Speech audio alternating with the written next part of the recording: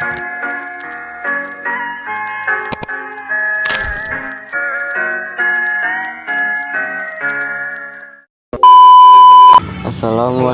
warahmatullahi wabarakatuh. Perkenalkan, nama saya Kiki Ikhtiar dari nomor absen 7.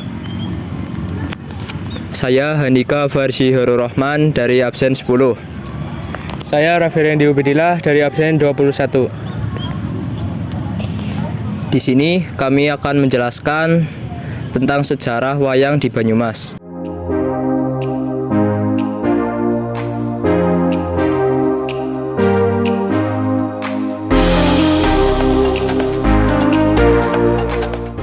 Sekarang saya berada di Museum Wayang Banyumas, tepatnya di Desa Sudagaran, Kecamatan Banyumas, Kabupaten Banyumas, Jawa Tengah.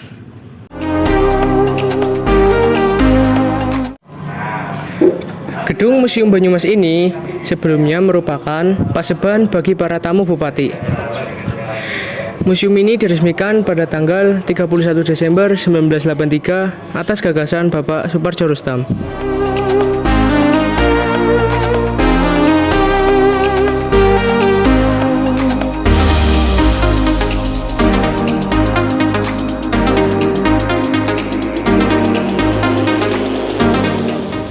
Museum Wayang Banyumas adalah sebuah museum di Kecamatan Banyumas, Jawa Tengah.